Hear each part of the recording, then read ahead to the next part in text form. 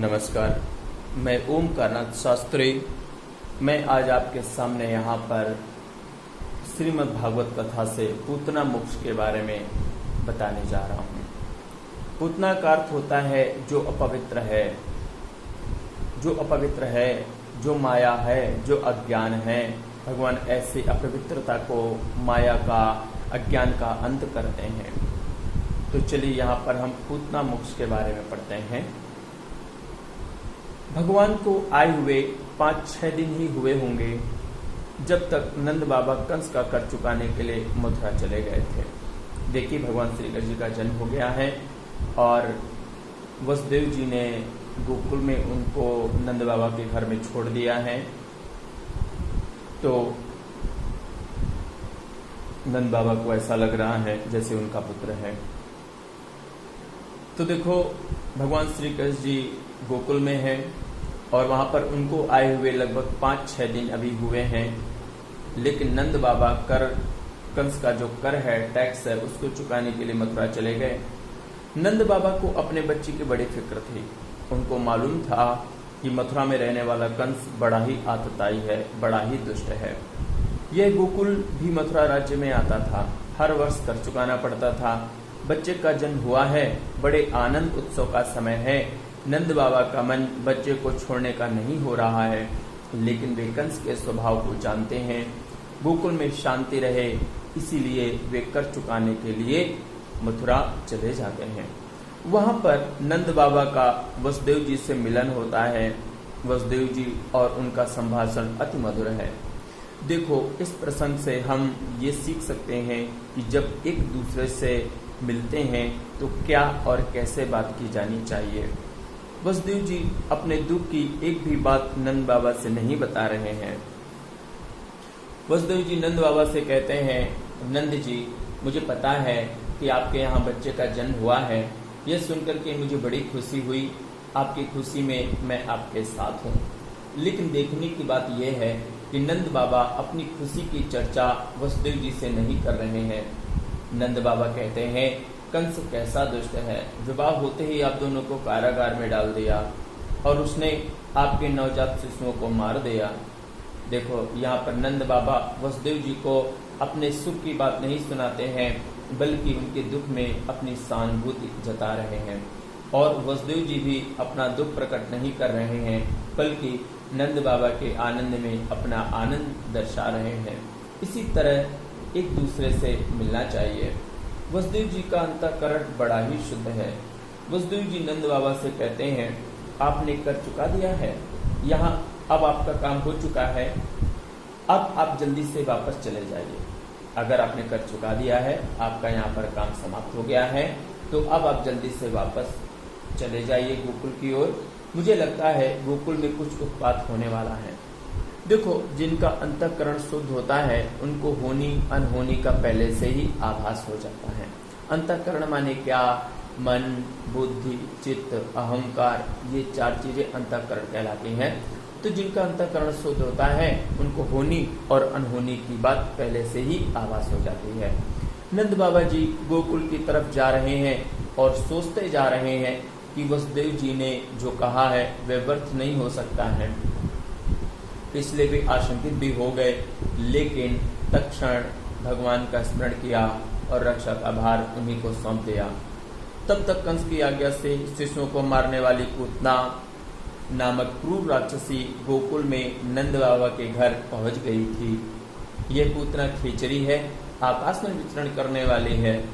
पूतना शब्द का अर्थ होता है जो पूत नहीं है, पवित्र नहीं है, अर्थात जो अपवित्र है। अब ध्यान में रखना है कि ये सब भगवान की लीलाएं हैं।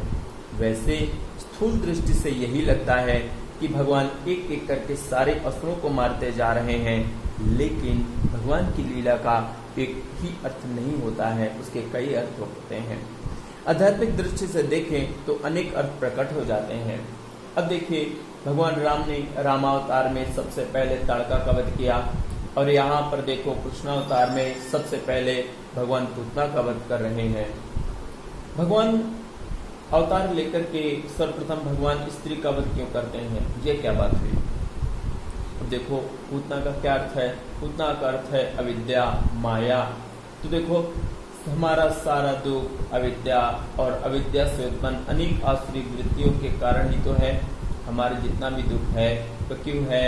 आसुरी वृत्ति के कारण, अविद्या के कारण ही उत्पन्न हो रहा है, क्योंकि वे अविद्या ही इन सब पाप वृत्तियों की जड़ है, जननी है। तो यह अविद्या इन सब का कारण है। हमारे जितने भी दुख हैं, आसुरी प्रवृत्तियां हैं, इन सब का कारण अविद्या है। इसी प्रकार ताड़का भी अविद्या रूप, दुराशा रूप है, वो भी अविद्या का प्रतीक है। इसलिए रामावतार में भगवान ने सर्वप्रथम ताड़का का वध किया है। अविद्या रूपी पूतना गोकुल में आती है। वहां उसने देखा कि नंद बाबा के घर बड़ा उत्सव मनाया जा रहा है और वहां नीले रंग का, श्याम रंग का एक बालक है। उस बालक का तेज छिपा हुआ है, मानो तो ऊपर तो राख हो और राख के अंदर कोई अंगारा धधक रहा हो, प्रज्वलित हो रहा हो, ऐसा वह दिव्य बालक है। पूतना ने सोचा यहाँ सभी का ध्यान इस बच्चे में लगा हुआ है, इस बच्चे को कैसे ले जाऊं। इसलिए उसने अत्यंत माया का रूप धारण कर लिया। देखो माया को समझना अच्छे अच्छे लोगों के बस की बात नहीं है, इससे तो विवेकी पुरुष ही समझ सकता है। तो देखो जहाँ सारे लोग ब्रह्म को देख रहे थे, भगवान को देख रहे थे, उनका भी ध्यान इस माया ने अपनी ओर आकर्षित कर लिया। उनको ऐसा लगने लगा कि यह किसी बड़े घर की संभ्रांत महिला है, जैसे साक्षात लक्ष्मी जी चले आई हों। वह आती ही बड़ा प्यार जताते हुए कहने लगी, कितना प्यारा बच्चा है, मैं इसको दूध पिलाना चाहती हूँ। वहां पर खड़े सभी लोग पूतना के रूप सौंदर्य को देखकर के मोहित हो गए। यहाँ तक कि रोहिणी, यशोदा जी भी मोहित हो गईं और वे सब उसको देखते ही रह गए, किसी ने उसे रोका भी नहीं। उसने बच्चे को गोद में ले लिया और उसके मुंह में अपना स्तन दे दिया। चराचरात्मा, चराचरात्मा। अब भगवान तो चराचरात्मा है, चराचर सृष्टि की आत्मा है। बालक मारिका ग्रह, भगवान तो पहचान गए कि ये तो बाल घातनी है, बालकों को मारने वाली है। फिर क्या हुआ? निमीलिते क्षणः, उसे देखकर भगवान ने अपनी आंखें बंद कर ली। भगवान ने अपनी आंखें बंद की। उस पर अनेक भक्त कवियों ने अनेक अनेक उत्प्रेक्षाएं की हैं। श्री हरिसूरी जी ने एक ग्रंथ में लिखा है जिसका नाम है भक्ति रसायन। उन्होंने भी नेत्र बंद करने के कई कारण बताए हैं, जिसमें से कुछ मुख्य बिंदु हैं, उसको देखते हैं। भगवान ने आंख बंद करने का, भगवान के आंख बंद करने का क्या भाव था? भगवान समझ गए थे कि पूतना अब उन्हें जहर पिलाने आई है। जब किसी बच्चे को कड़वी दवा पीनी होती है तो वह आंखें बंद कर लेता है। आंख बंद करने के बाद ही वह दवा पी पाता है। भगवान ने सोचा अब पीना तो है ही, इसलिए आंखें बंद करके पी ही लेते हैं। कड़वी चीज पीनी है, इसलिए आंखें बंद करके भगवान ने दवा को पी लिया। भगवान ने सोचा क्या करें, इस अवतार में भी मुझे पहले स्त्री का ही वध करना पड़ रहा है। ये भी बड़ा विचित्र काम है, कभी कभी ऐसा काम भी करना पड़ता है।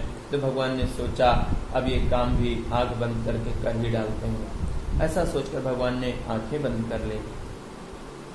भगवान ने सोचा इसने इस जन्म में तो कोई अच्छा काम किया ही नहीं है, देखते हैं शायद पूर्व जन्म में कोई अच्छा काम किया हो, शायद इसीलिए भगवान ने आंखें बंद कर ली हों। देखो समस्त ब्रह्मांड और सारे जीव भगवान के देह के अंदर हैं।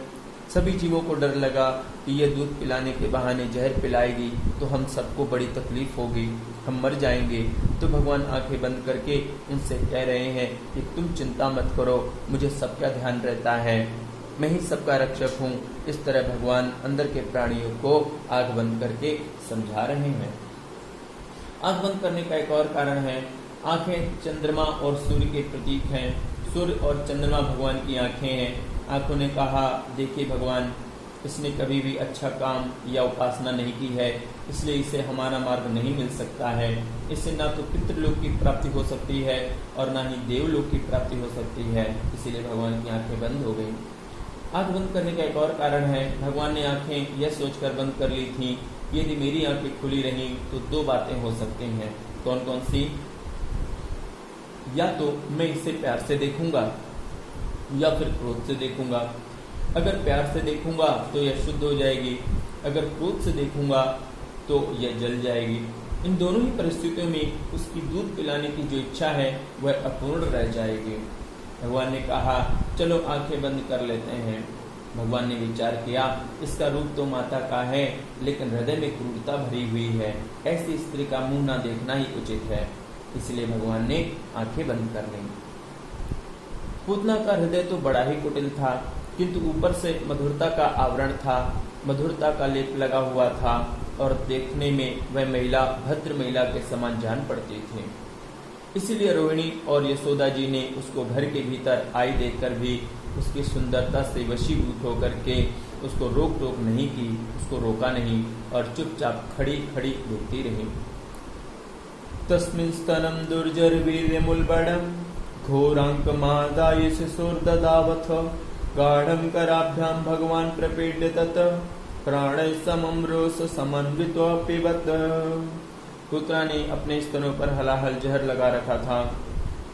अब जब उसने भगवान के मुंह में अपना स्तन दे दिया तो वे क्रोध करके उसके स्तन को अपने हाथों से पकड़कर दबाने लगे और दूध के साथ साथ उसके प्राण को भी पीने लगे। तब वह पूतना व्याकुल होकर चिल्लाने लगी कि बस बस बस, अब छोड़ दे मुझको, अब छोड़ दे। सा मुंच मुंचालमिति प्रभाषिणी ही, अरे छोड़ दे अब बस कर, छोड़ दे। भगवान कहते हैं मैं जिसको पकड़ता हूँ उसको छोड़ता नहीं हूँ। उसकी चिल्लाहट बड़ी भयंकर हो गई और जब वह पीड़ा को सहन नहीं कर सकी तब उसका भयंकर राक्षसी रूप प्रकट हो गया, उसके प्राण निकल गए। पूतना का शरीर बड़ा भयानक था। ईशामातो गृदंष्ट्राप्स्यम, उसका मुंह हल के समान तीखी दाणों से युक्त था, भयंकर दाणों से युक्त था। गिरिकंदर नासिकम, उसकी नाक पहाड़ की गुफा के समान गहरी थी। प्रकीर्णा रुड़ मूर्धजम, उसके लाल रंग के बाल चारों ओर बिखरे हुए थे। पूतना के उस शरीर को देख करके सबके सब डर गए। तब गोपियां क्या देखती हैं कि छोटे से भगवान उसके शरीर पर आराम से खेल रहे हैं।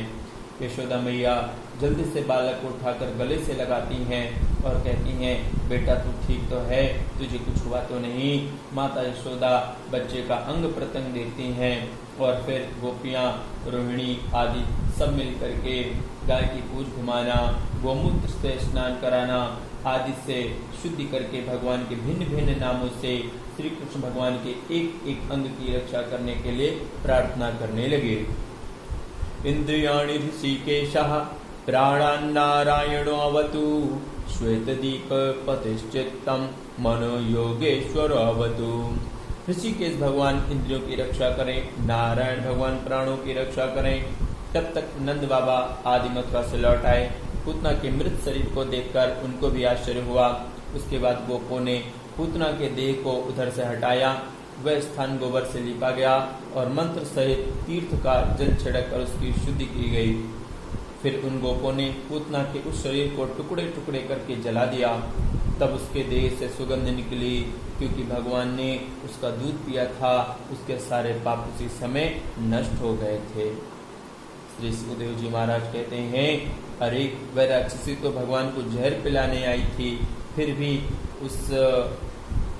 उसने कृष्ण के मुंह में अपना स्तन दिया था। भगवान ने उसको माँ को प्राप्त होने वाली गति प्रदान कर दी। किम पुनः श्रद्धया भक्त्या कृष्णाय परमात्मने या तु धान्यापि सा स्वर्गम अवाप जननी गति कृष्ण भुक्त स्तन क्षीराः किमु गावो नुमातरः।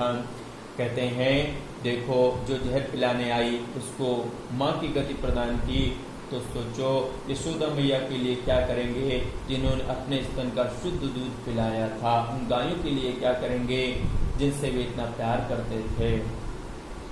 ऐसे लोगों के लिए भगवान क्या करते हैं तो कहते हैं ऐसे लोगों के लिए तो भगवान उनके सेवक बन जाते हैं, उनके गुलाम बन जाते हैं। भगवान बोलते हैं तुम मुझे कुछ काम बताओ, तुम मुझे कुछ काम बताओ। इसलिए सुखदेव जी ने एक बहुत अच्छी बात कही, किसी भी प्रकार से विशेष रूप से प्यार से अपने मन को भगवान में लगा देना चाहिए। अब नंद बाबा तथा उनके साथ मथुरा से लौटे हुए गोपों को जब सारी घटना का पता चला तो वे सब आश्चर्य में पड़ गए। नंद बाबा ने सोचा अरे वसुदेव जी ने तो पहले ही बता दिया था, उनको पहले ही आभास हो गया था। नंद बाबा कहते हैं मेरा बेटा तो सफल है ना। नंद बाबा बेटे को उठाकर गोद में ले लेते हैं, उनको प्यार करने लगते हैं। बड़ी आयु के बाद बच्चा प्राप्त हुआ है, अतः उससे बहुत ज़्यादा प्यार कर रहे हैं। श्री सुखदेव जी महाराज कहते हैं पूतना मोक्ष नामक भगवान की इस बाल लीला का श्रवण करने से निश्चय ही भगवत भक्ति प्राप्त हो जाती है। य एतत्पूतना मोक्षम कृष्ण सार्वकमद्भुतम शृणुयात् श्रद्धया मर्त्यः गोविंद लभते रतिम। तो यहाँ पर हमारा पूतना मोक्ष नामक दसम स्कंद, भागवत का दसम स्कंद पूतना मोक्ष नामक अध्याय यहीं पर समाप्त होता है। अगली बार हम अगले पाठ को पढ़ेंगे। तब तक के लिए आप सभी लोगों को नमस्कार। जय श्री कृष्ण।